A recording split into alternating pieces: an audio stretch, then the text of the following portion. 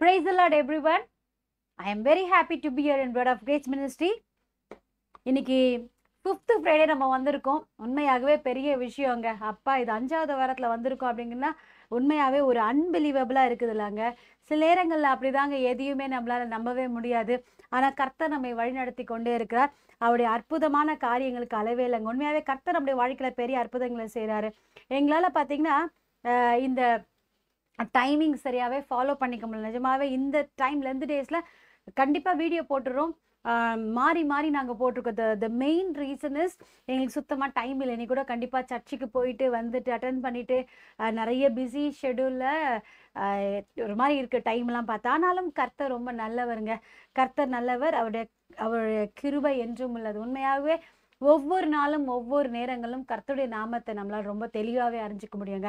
அவர் நல்லவராகவும் அவர் வல்லவராகவும் நம்ம வாழ்க்கையில் இருக்கிறதுனால தான் நம்மளால் எல்லா காரியங்களும் ரொம்ப ஈஸியாகவே செய்ய முடியுது. பார்த்தீங்களா, நான் யோசிக்கிறேன், இப்போ தான் வந்து இது ஸ்டார்ட் பண்ண மாதிரி இருந்தது. ஃபர்ஸ்ட் வீக் ஸ்டார்ட் பண்ண மாதிரி இருக்குது. அதுக்குள்ளே பார்த்தோன்னா நம்ம 5th வீக்கில் வந்திருக்கிறோம். அடுத்த ஒரே ஒரு வாரம் தான் இருக்குது. அதுக்கு அடுத்த வாரம் பார்த்தா நம்ம ஈவினிங்கில் பேச மாட்டோம். லைக் நமக்கு குட் ஃப்ரைடே ஆயிரும். உண்மையாகவே கர்த்தர் பெரியவராக இருக்கிறார். அவருடைய கிருபை என்றும் உள்ளதுங்க. அதுக்காக நான் தேவனை ஸ்தோத்திரிக்கிறேன். சில நேரங்களில் இருப்பா, சிலருக்குலாம் டைமே போக மாட்டேது, போர் அடிக்குது அப்படின்னு யாராவது சொன்னால் நான் அவங்க பக்கத்தில் உட்காந்துட்டு பார்ப்பேன் நினைக்கிறேன். எப்படி உங்களுக்கு டைமே போக மாட்டேது சொல்கிறாங்கட்டு. பிகாஸ் எனக்கு டைம் வந்து பத்தவே மாட்டேங்குது அப்படிங்கிற மாதிரி ஒரு சூழ்நிலையில் நான் இருக்கிறேன். ஜஸ்ட் லைக் தட், காலையில் எழுந்தோடனே மூவ் பண்ணுறோம் அதே மாதிரி தான் இருக்குது. ஜஸ்ட் லைக் ஃபாஸ்ட்டாக லைஃப் போகிற மாதிரி இருக்குது. ஆனாலும் கர்த்தர் நல்லவர். உண்மையாகவே கடந்த 2ஆம் தேதி, அதாவது முந்தா நேற்று, டே பிஃபோர் எஸ்டர்டே 1500 டேஸ் நாங்கள் வந்து கர்த்தர் பார்க்க உதவி செய்தார். அதுவும் நேரம் இல்லாத காரணத்தால் எங்களால் ப்ரோக்ராம் பண்ண முடியல. அதுக்கு பதிலாக இந்த வாரம் ஞாயிற்றுக்கிழமை அதுக்கான ப்ரோக்ராம்ஸ் பண்ணலான்னு சொல்லிட்டு நாங்கள் பேசிட்டு, உண்மையாகவே அது கன்ஃபார்ம் ஆச்சுன்னா உங்களோட கூட நாங்கள் உங்களுக்கு ஒரு இன்ஃபர்மேஷன் கொடுப்போம். உண்மையாகவே நீங்கள் கொடுத்த ஒரு பெரிய ஆதரவு, சப்போர்ட்டு அண்ட் காட் கிரேஸ் இதெல்லாமே உண்மையாக ஒரு பெருசு. இந்த டைமில் தான் நான் டைரெக்டாக உங்களை பார்த்து ஒரு நன்றிகளை செலுத்த முடியும். யெகோவா ஈரே பார்த்துக்கொள்வீர். எங்களுடைய 1500 டேஸுக்கு மொத்த முழு உருவமாய் காரணமாய் இருக்கிற தெய்வம் யாருன்னு சொன்னா என்னுடைய இயேசு தான். அதுதாங்க. அவருக்கு இன்னொரு பேர் இருக்கு, யெகோவா ஈரே, கர்த்தருடைய பர்வதத்தில் பார்த்து கொள்ளப்படும். ஆமாங்க, இன்னைக்கு உண்மையாகவே அதை எடுத்து தான் நான் இன்னைக்கு வந்திருக்கிறேன். Jehovah Jireh, the provider, the God who sees and provides. கர்த்தர் நம்மை காண்கிறவர், நமக்கான காரியங்களை மொத்தமாகவும் அதிகமாகவும் செய்கிறார். அப்படிப்பட்ட தேவன் நம்முடைய வாழ்க்கையில பல பல நன்மைகளை செஞ்சுக்கிட்டே இருக்காருங்க. அந்த தேவன் நல்லவர், வல்லவர், அநேக காரியங்களை நம்ம வாழ்க்கையில செஞ்சுக்கிட்டே இருக்கார். பாருங்களேன், கர்த்தருடைய பர்வதத்தில் பார்த்து கொள்ளப்படும் யெகோவா ஈரே நம்ம பார்க்குறோம். எல்லாவற்றையும் பார்த்து கொள்வார். இந்த யெகோவா ஈரே இந்த டாபிக்ல நிறைய தடவை பேசிக்கிறோம். ஒவ்வொரு நாளும் பேசும்போது ஒவ்வொரு விதமான காரியங்களை தேவன் எங்களுக்குள்ள கொடுத்துட்டே இருப்பாரு. இந்த டைம்ல ஒரு நிறைய பேர் நீங்க வராம கூட இருக்கலாம். அதை பத்தி நான் ரொம்ப பெருசா கவலைப்பட மாட்டேன். ஏன்னு சொன்னா, யாராவது ஒருத்தர் இருந்தா கூட அவங்களுக்காக அந்த வார்த்தைகள் போகும் என்ற நம்பிக்கை இருக்குது. டைம் ரொம்ப லேட்டா நான் வந்ததுனால கூட இருக்கலாம். ஆனா ஒண்ணுங்க, பேசுகிற வார்த்தையில தேவன் எனக்கு பிரயோஜனப்படுகிற மாதிரி உங்களுக்கும் நிச்சயமாக அதை பயன்படுத்துவார். ஏன்னு சொன்னா, உங்களுக்கு அந்த ஒரு வசனத்தை மட்டும் படிச்சுன்னா, ஆதியாகமம் 22ஆம் வசனம் 14ஆம் அதிகாரத்துல நீங்க பாத்தீங்கன்னா ஒரு அழகான வார்த்தை இருக்குதுங்க. ஆபிரகாம் அந்த இடத்துக்கு யெகோவா ஈரே என்று பெயரிட்டான். அதனாலே கர்த்தருடைய பர்வதத்தில் பார்த்து கொள்ளப்படும் என்று இந்நாள் வரைக்கும் சொல்லப்பட்டு வருகிறது. கர்த்தருடைய பர்வதத்தில் பார்த்து கொள்ளப்படும். அதோட பாத்தீங்கன்னா சங்கீதம் 34:10 சிங்கக்குட்டிகள் தாட்சி அடைந்து பட்டினியாய் இருக்கும், கர்த்தரை தேடுகிறவருக்கு ஒரு நன்மையும் குறைவுபடாதுன்னு போட்டிருக்குதுங்க. கர்த்தரை நாம நம்பணும்னு சொன்னா நமக்கு உண்மையாகவே ஒரு நன்மையும் குறையப்படாதுதான். உண்மைதாங்க. ஏன்னு சொன்னா, ஒருவேளை நீங்க அதை எக்ஸ்பீரியன்ஸ் பண்ணியிருக்கீங்களான்னு எனக்கு தெரியல. சில நேரங்களில் நம்ம வாழ்க்கையில் ஒன்றுமே இல்லை, நான் என்ன, யார் என்னை பார்த்துக்க போகிறா, எப்படிப்பா இருக்குது அப்படின்லாம் யோசிக்கும் பொழுது கர்த்தருடைய கரம் நம்ம மேலே அழகாக நிழலிடும். இந்த யெகோவா ஈரே கர்த்தருடைய பர்வதத்தில் பார்த்து கொள்ளப்படும் அப்படின்னு சொல்றதுக்கு முன்னாடி ஏன் அங்கே ஆபிரகாம் அப்படிப்பட்ட ஒரு பேர் அங்கே வச்சான் அப்படின்னு சொன்னால், அது பயங்கரமான ஒரு காரியம். தேவன் ஆபிரகாமை சோதிப்பதற்காக, உண்மையாக இல்லை, சோதிப்பதற்காக அவனுடைய ஆபிரகாமுடைய சொந்த மகனையே பலி கேட்கிறாரு. பயந்துட்டான். ஆனாலும் கர்த்தர் கேட்டாரேன்னு சொல்லிட்டு உறுதியாக ஆபிரகாம் கொடுக்குறான். ஆனா தேவன் அங்க இருக்க சினாரியை மொத்தமா மாத்திட்டு, இல்ல எனக்கு வந்து தேவையானது பலி இல்லை, நீ எந்த அளவுக்கு எனக்கு ஒபே பண்ற, எந்த அளவுக்கு என் வார்த்தைக்கு மதிப்பு கொடுக்குறேன்னு பார்க்கறதுக்காக தான் உன்னை கேட்டேன்னு சொல்லிட்டு அந்த காரியத்தை தேவன் அப்படியே ஸ்டாப் பண்ணிடுறாரு. ஆனாலும் பலி கொடுக்கறதுக்கான காரியங்களை ஏற்படுத்தின பிறகு ஏதாவது ஒன்று இருக்குமேன்னு சொல்றதுக்காக யாருமே யோசிக்க முடியாத இடத்துல ஒரு முள்புதர்ல அந்த பெரிய வனாந்தரத்துல ஒரு ஆடு வந்து சிக்கிட்டு இருக்குது, ஒரு ஆட்டுக்குட்டி. தேவன் அங்க காட்டுறாரு, அந்த கர்த்தருடைய மலை அந்த பர்வதத்துல இருக்குது அந்த ஆடு. அதை பலி கொடுக்குறாங்க. சில நேரங்கள்ல நமக்கான ஒரு தேவைக்குரிய காரியங்கள் ஏதோ ஒரு இடத்துல சிக்கிக்கிட்டு இருக்கோம், நமக்கு தெரியாது. சில நேரங்கள்ல நாம சிக்கிக்கிட்டு இருக்கோம்னு கூட நினைப்போம். சில நேரத்துல அந்த சிக்கல் எல்லாம் நம்ம ஒரு இடத்துல குறிப்பிட்ட நாட்களுக்கு வைத்திருப்பதற்காக கூட இருக்கோங்க. எல்லாமே நான் சொல்ல, சில காரியங்கள் நம்ம அனலைஸ் பண்ண, சில நேரங்கள்ல நமக்கு நடக்கிற காரியங்கள் நம்மளால அனலைஸ் பண்ணவே முடியாது. ஆனால் அதுல இறுதியில நம்ம ஜெபித்து கொண்டே இருக்கும் பொழுது, ஒண்ணுமே புரியலனா கூட ஜெபித்து கொண்டே இருக்கும் பொழுது காரியங்களை தெளிவாக தேவன் நம்முடைய வாழ்க்கையில காட்டுகிற தேவனா இருக்கிறாருங்க. ஆமாங்க, இங்க பிலிப்பியர் 4:19 போட்டிருக்கு, என் தேவன் தம்முடைய ஐஸ்வர்யத்தின்படி உங்கள் குறைவுகளை எல்லாம் கிறிஸ்து இயேசுக்குள் மகிமை நிறைவாக்குவார். அங்க பழைய ஏற்பாட்டுல யெகோவா ஈரே அப்படின்னு பேர் வைக்கிறான் ஆபிரகாம். கர்த்தருடைய பர்வதத்தில் பார்த்து கொள்ளப்படும் எங்களுக்கான எல்லா விதமான சப்ளை பண்ணுவார். இங்க பாத்தீங்கன்னா கிறிஸ்து இயேசு என் குறைவுகள் எல்லாம். இன்னைக்கு எங்க நமக்கு தேவைப்படுதுன்னு சொன்னா, நம்ம வாழ்க்கையில ஏதாவது குறைகள் இருக்கும் பொழுது எனக்கு இந்த விஷயங்கள் வேணும். இன்றைக்கு நமக்கு தேவைகள் அதிகமாக இருக்கிறது, அதற்கான ப்ரொவிஷன்ஸ் ரொம்ப கம்மியா இருக்குது. அதனால்தான் நம்ம தேவைக்காக ஓடிக்கொண்டே இருக்கிறோம். வாழ்க்கையில ஏதாவது ஒண்ணு கிடைக்குமான்னு சொல்லிட்டு சிலத்தை கிடைக்காதப்ப சோர்வாக நம்ம உட்கார்ந்துட்டு இருக்கோம். இன்றைக்கு அந்த சோர்வுகளை நீப்பதற்காக தான் தேவன் சொல்கிறார், நான் உனக்கு யெகோவா ஈராக இருக்கிறேன். அதாவது அதற்கு அர்த்தம் God who sees and God who provides me. எனக்கான எல்லா காரியங்களும் ப்ரொவைட் பண்ணுவார். ஒருவேளை இந்த ஆபிரகாமுக்கு தான் ப்ரொவைட் பண்ணுவாரா நீங்க அப்படின்னு நினைச்சீங்கன்னா இல்லைங்க, அப்படிப்பட்ட விஷயமே இல்லை. ஆபிரகாமுக்கு மட்டும் அவர் ப்ரொவைட் பண்ணல, அவர் எல்லாருக்கும் ப்ரொவைட் பண்ணுகிற ஒரு நல்ல தேவனாக தான் இருக்கிறார். தேவனுடைய நாமம் மிக மிக உயர்ந்தது. அவர் பெரிய பெரிய காரியங்கள் நம்ம வாழ்க்கையில செஞ்சுக்கிட்டே இருக்கிறாரு. அப்ப இந்த தேவன் எனக்கு வந்து ஒரு வாக்குத்தத்தத்தை கொடுக்கிறாரு, நான் உன் கூடவே இருப்பேன், உனக்கு எல்லா விதமான காரியங்களை பார்த்து கொள்வேன்.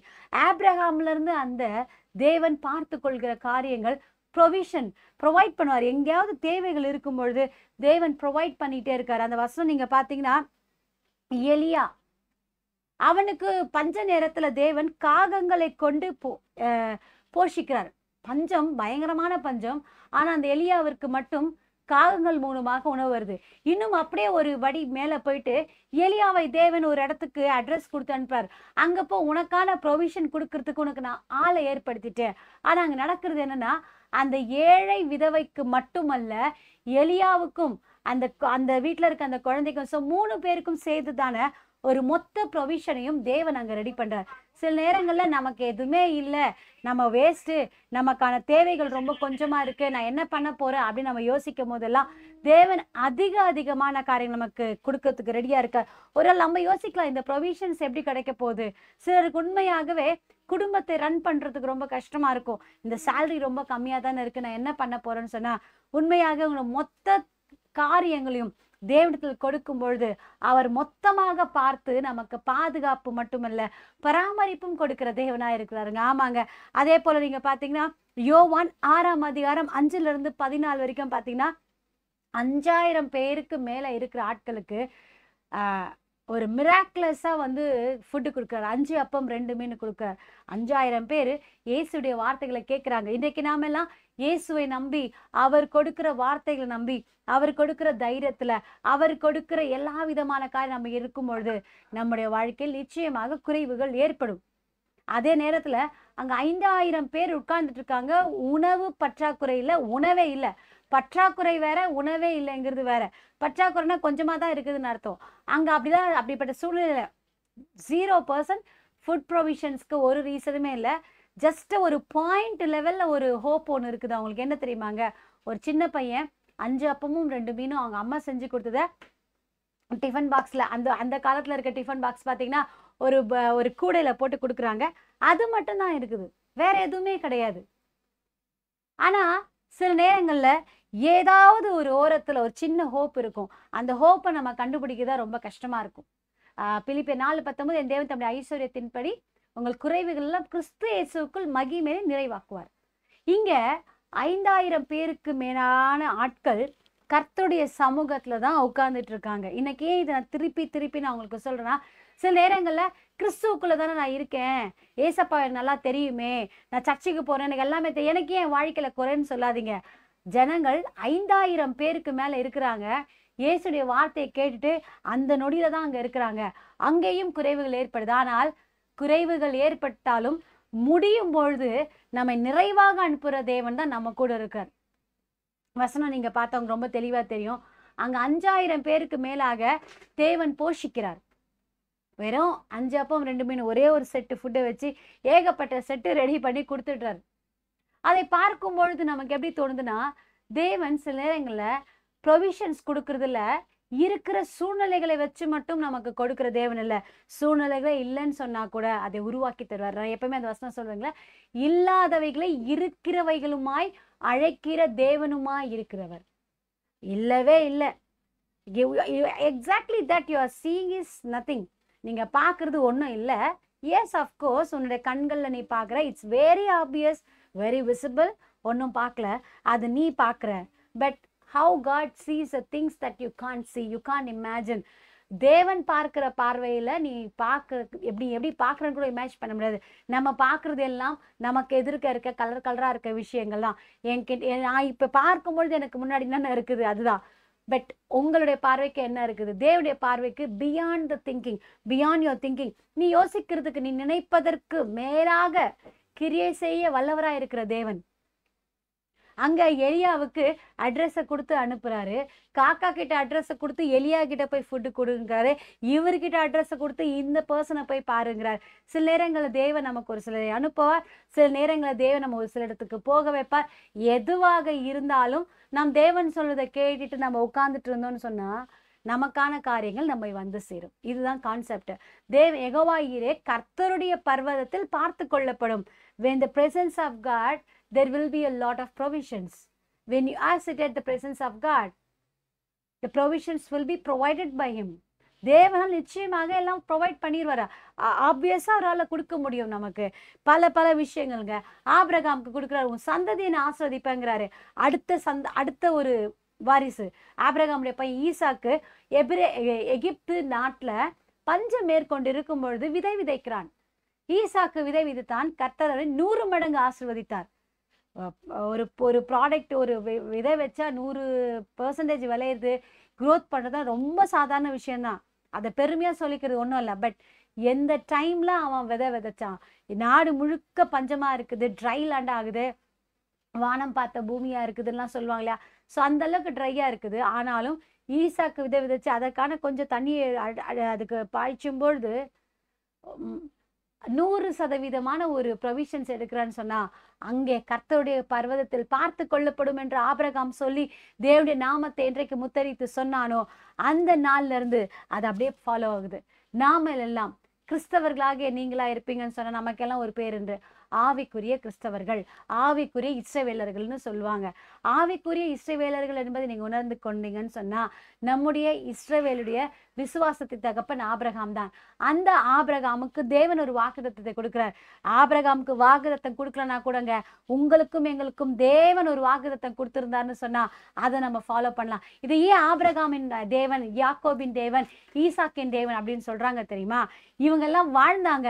இவங்க வாழ்ந்தது உண்மை என்றால் இவர்கள் வணங்கின தெய்வம் தான் நம்ம இன்றைக்கும் வணங்குறோம். அந்த கான்செப்டை ஸ்ட்ராங் பண்றதுக்காக தான் நம்ம சொல்றோமே தவிர மற்றபடி வேற எதுவுமே இல்லை. ஸோ இன்றைக்கு ஆபிரகாம் என்ற ஒரு நபர் வாழ்ந்தார். உண்மை. ஏன்னு சொன்னா அங்க தேவன் இருந்தார். அந்த தேவன் அவர்களுக்கு செய்த அற்புதங்கள்னாலதான், ரெவலேஷனால தான் இன்னைக்கு ஆபிரகாம் என்ற ஒரு மனிதன் இருந்தான் என்பதை நம்ம பார்த்துக்கிறோம். இன்றைக்கு நம்முடைய தேவன் நம்முடைய வாழ்க்கையில எல்லா விதமான ப்ரொவிஷன்ஸ் கொடுக்க ரெடியா இருக்கிறார். Again I just repeat the verse. சங்கீதம் 34:10, சிங்கக்குட்டிகள் தாழ்ச்சி அடைந்து பட்டினியா இருக்கும், கர்த்தரை தேடுகிறவர்களுக்கு ஒரு நன்மையும் குறைப்பட. ஒருவேளை இன்றைக்கு நமக்கு லிட்ரலா வருமானம் கம்மியா இருக்கு, வீட்டுல சூழ்நிலைகள் சரியில்லை, பணக்குறைவா இருக்குதுன்னு சொன்னா தேவன் அதில் அற்புதம் செய்ய வல்லவரா இருக்கா.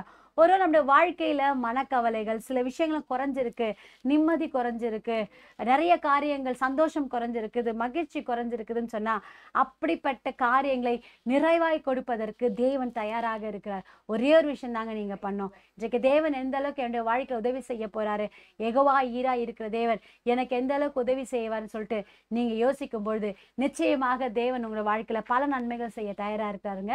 Thank you so much. நிச்சயமாக நீங்க எல்லாம் எங்களோட இருந்து இந்த கிரேட் ஜேர்னிக்கு வரீங்க.